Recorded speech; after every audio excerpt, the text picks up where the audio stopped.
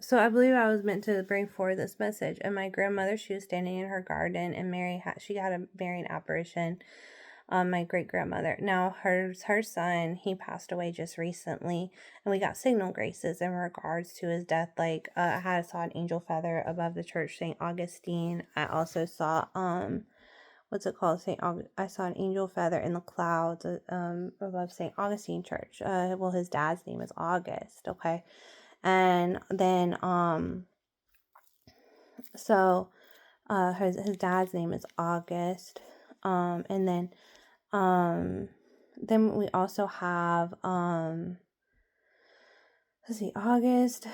Then and then he died in the month of August, meaning he did not go to hell, he did not go to purgatory, but he was gathered to his ancestors, which August. I would tell you his last name, but I don't want stalkers following us around. Okay, so I don't want, like, because there's people that target people like us, so I don't want people following us around about that stuff.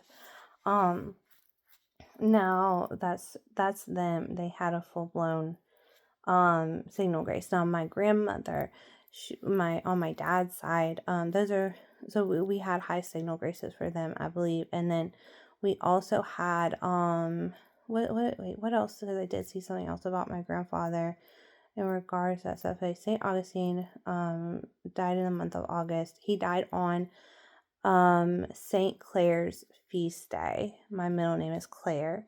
Me and my grandfather have the same birth month, which is January, and the baby will be born in January, closer to his birthday. So I was like, whoa, this is a big deal, that's a big deal. So we're trying to make sure that because of the spiritual attack that I went through, like we were just begging Daddy to clear as much, like we're begging, for this to work. But I believe it's going to, because like I've had so many, signs about it and downloads. Okay, so I'm like, I'm getting better in Yeshua's name. Praying with people, praying with different churches. I stopped being like I was gonna do I'm not gonna be Roman Catholic exclusive in these prayers. I'm praying with everyone. Praying for the bloodline generations, past, present, and future. We doing a worldwide touch and agree type prayer through Yeshua, where we say, Eternal Father, I stand in agreement with the body, blood, soul, and divinity of Yahushua HaMashiach for the salvation of all souls and all masses and services all around the world of all faiths and denominations, pleasing to your eyes. For all souls in purgatory, sinners everywhere, sinners in the universal church, those within my own home or within my family. Please keep your mind out of the gutter in regards to who those souls are. Don't worry about who it is. Because I had spirits tormenting me about, well, what about the worst soul or the worst soul or the worst soul? And I'm like, that's none of my business. And I just shut that door, whatever it is. Here's your name. Okay, that belongs to Daddy. It's not mine. It's what we call Kabbalah. That's his knowledge, not mine. I don't know about it. I don't worry about it.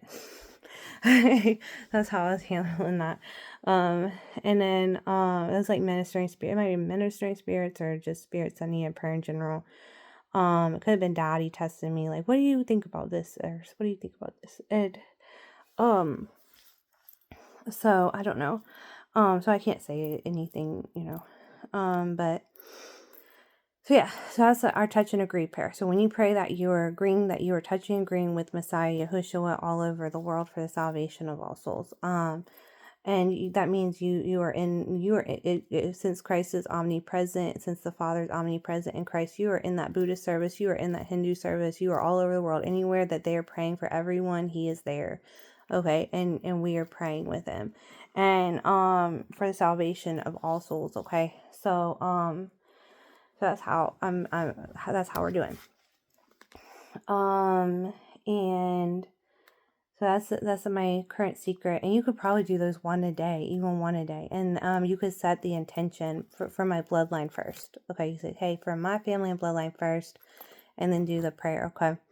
But you don't leave anyone out that he might want to save, okay? Because I think that would save more than 1,000 souls, honestly, because it's more power in the touch and agree.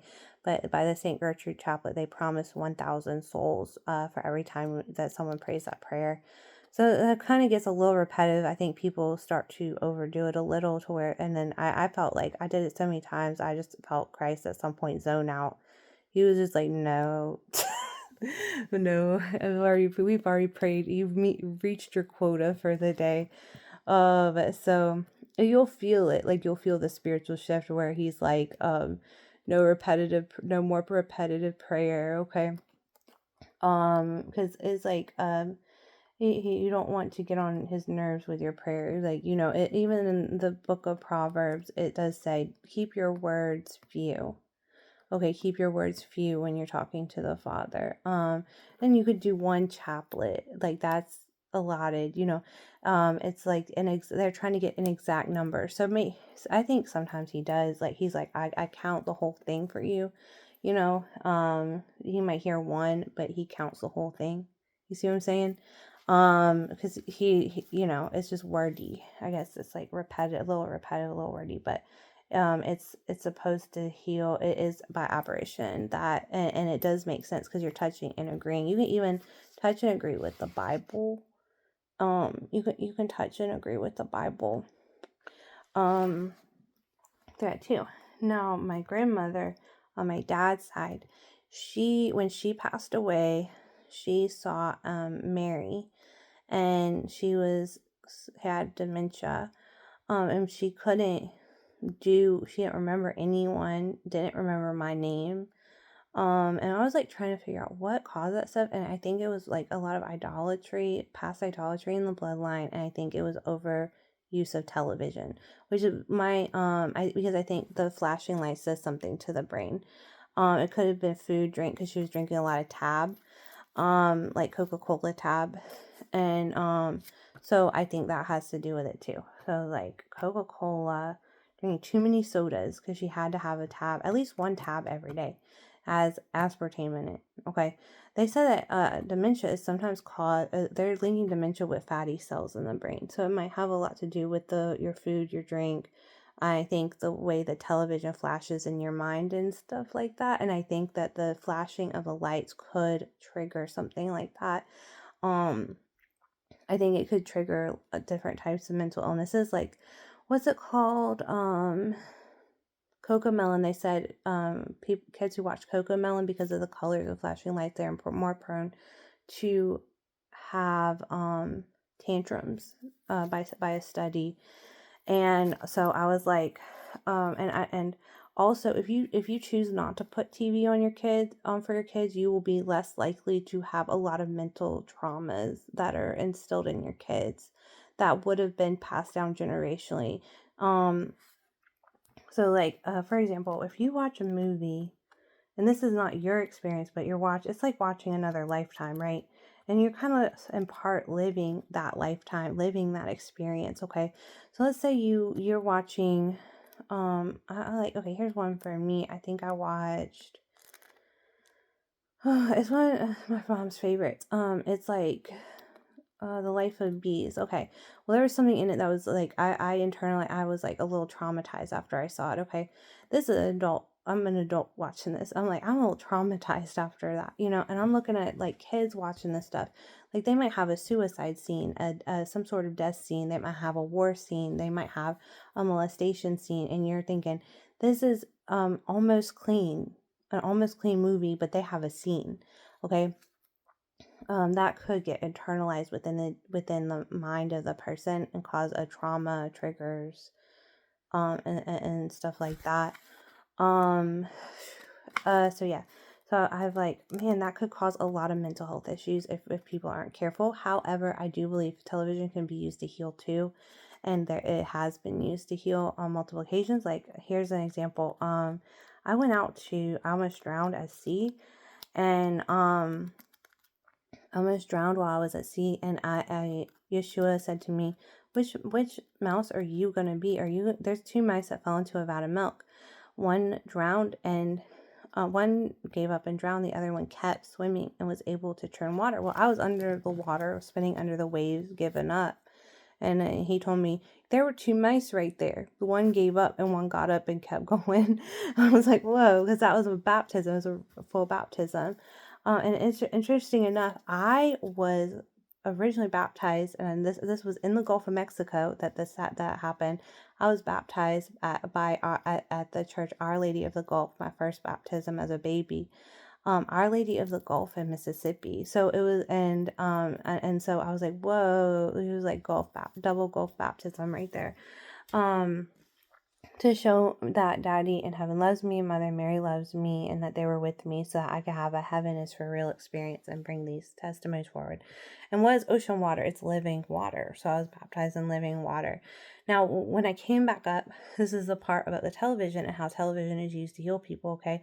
I want you guys hating television. You might want to do moderation because it's a great tool to spread the gospel, to bring out good information, to spread news in general, like a war's coming, something like that, and I had a television screen appear before my eyes, and they said swim, or if you get stuck out at shore, if you're stuck out at shore, out at sea, and you're stuck in a riptide, what you have to do is swim parallel to the shore. And this is both a television show I saw, plus something my mom would tell me at times.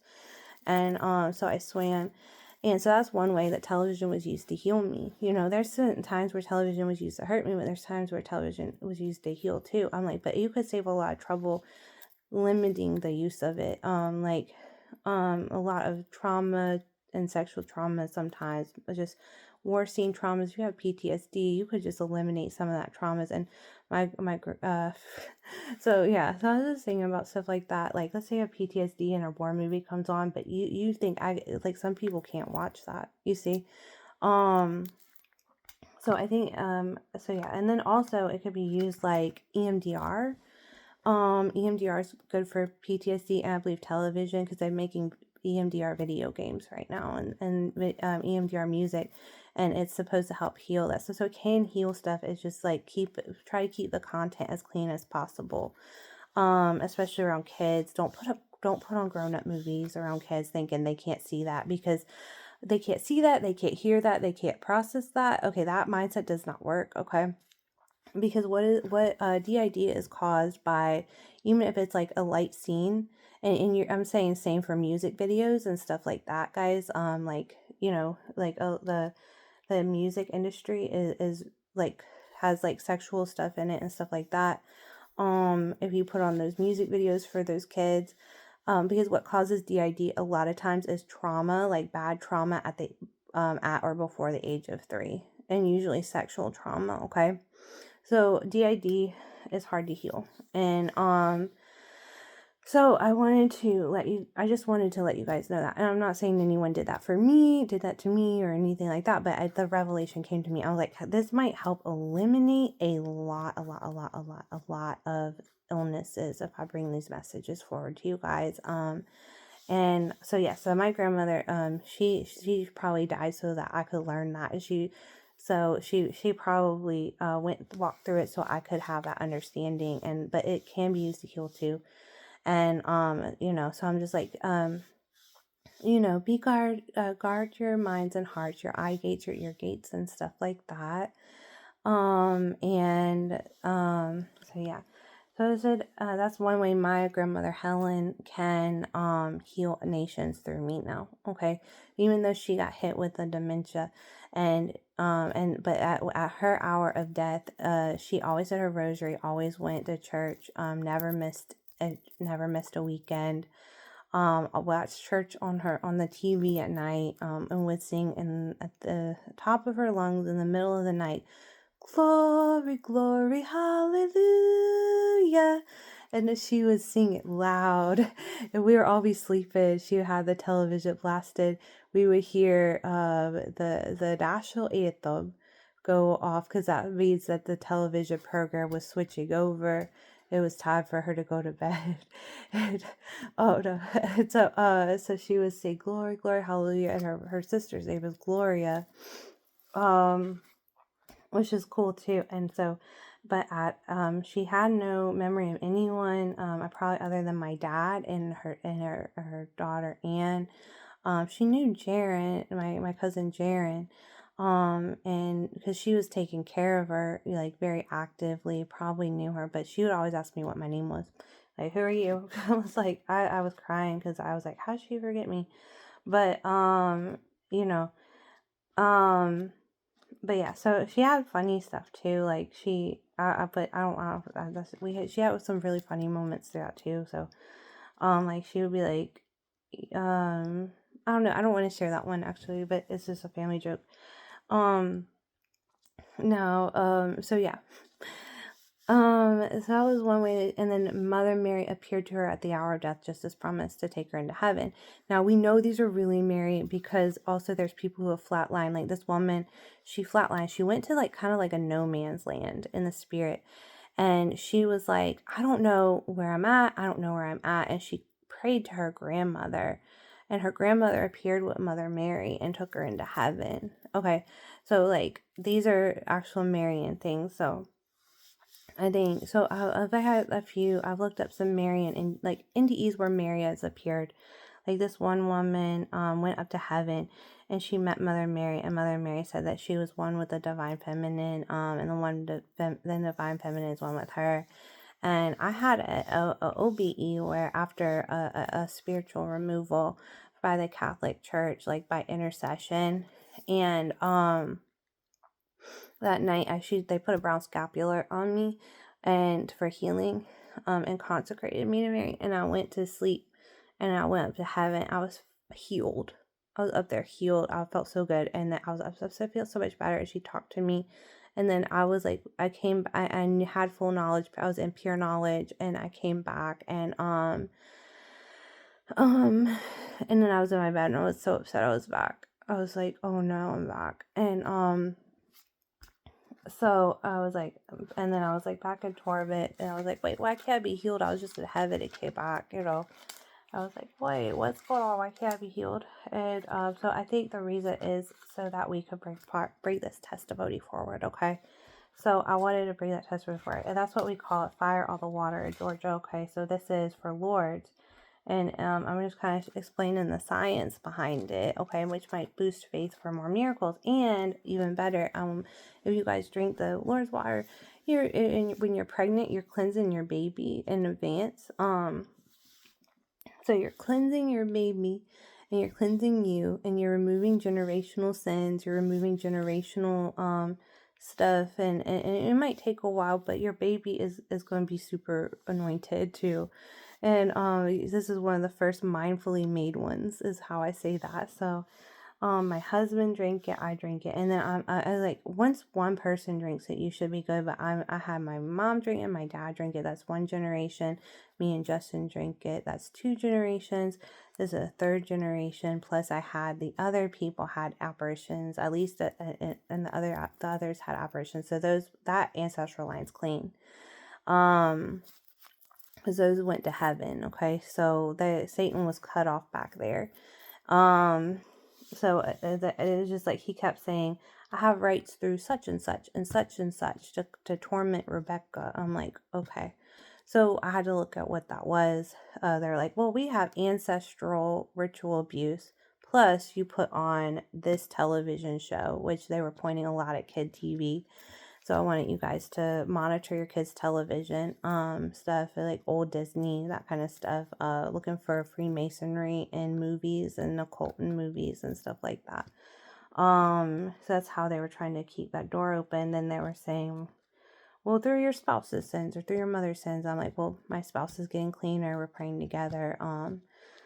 You know, my sins, they're like, I don't know, they just point out different stuff, like, well, you were listening to whatever music was on, and so the point is, yeah, so they look at stuff like that. I'm like, well, you're looking at carnal Christian stuff basically, and you're accusing the whole Christian body when you do that. Okay, so we have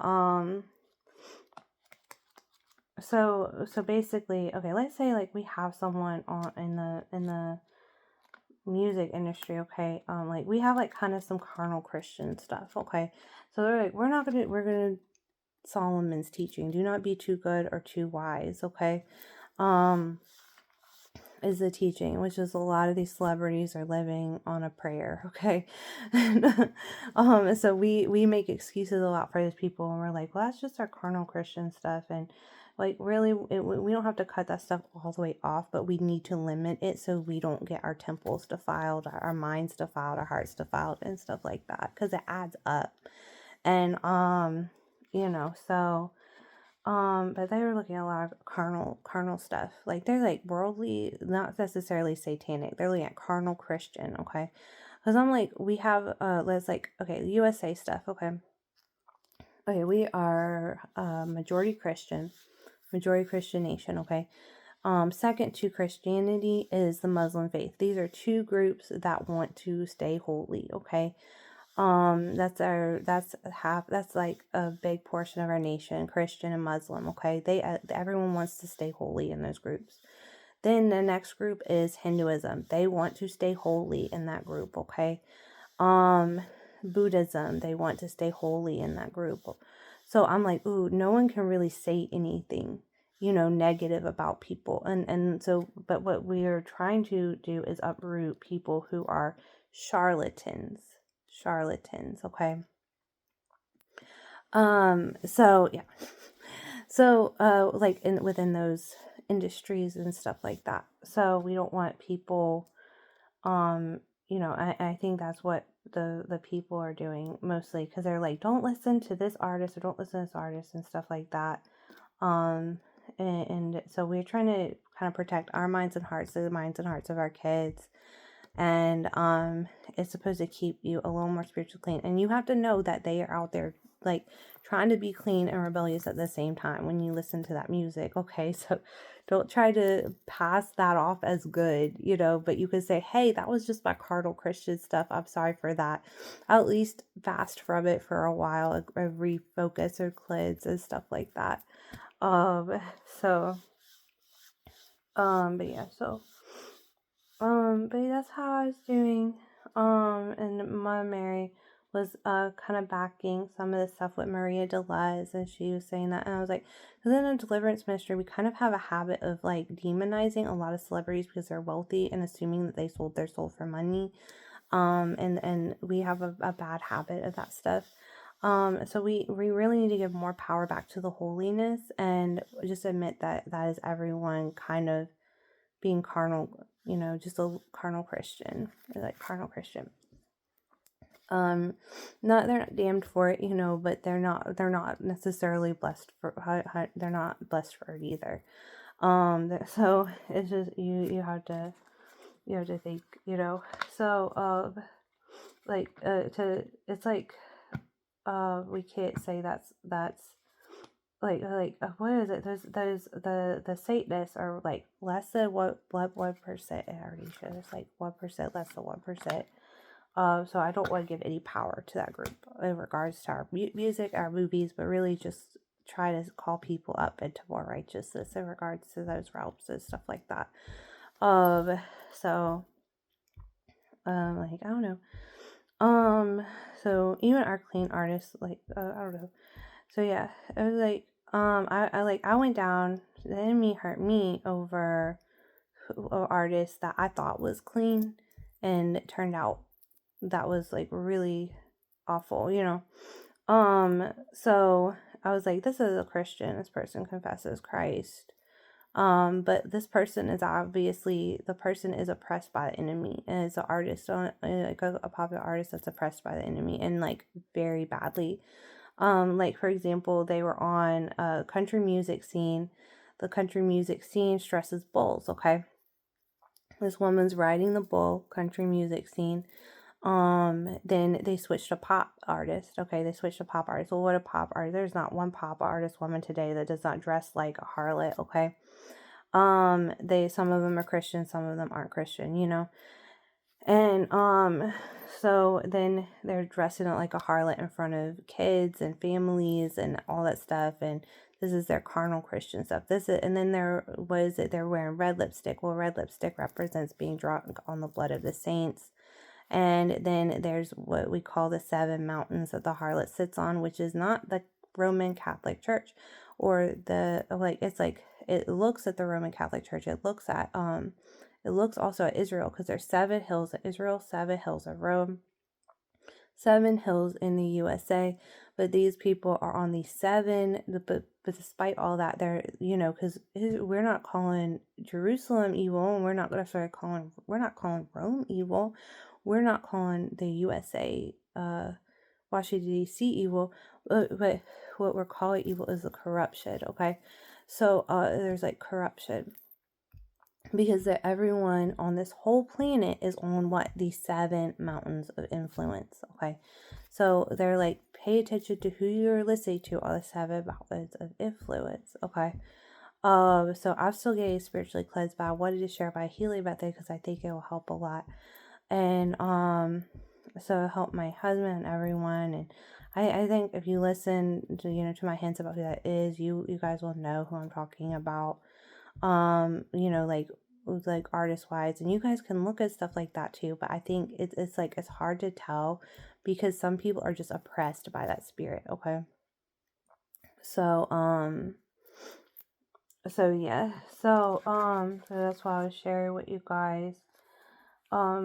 It's like some people are walking around with sometimes with spiritual toilet paper on the bottom of their shoe and they don't know it. Okay, so I would accuse that artist. I would accuse the people, because that will listen to the artist. But I say a lot, this one woman went into a ministry, and Daddy Heaven asked the person, Daddy Heaven through the minister was talking to the person, and Daddy Heaven said the enemy said, or the person said the enemy said that the enemy dressed them today. Well, what they have on, they had an occult necklace on. The necklace the enemy was using to hurt the people. So the enemy was using, it was like a talisman. It was just a cursed item the person had on them. They had no idea they dressed like that, you see. So even like a lot of political movements today, it's very organized somehow, but like who organized it? But it looks corrupt, whatever it is. And you're like, these people might have a good heart and try, these people might have a good heart, but they are just heavily influenced wrong, you see.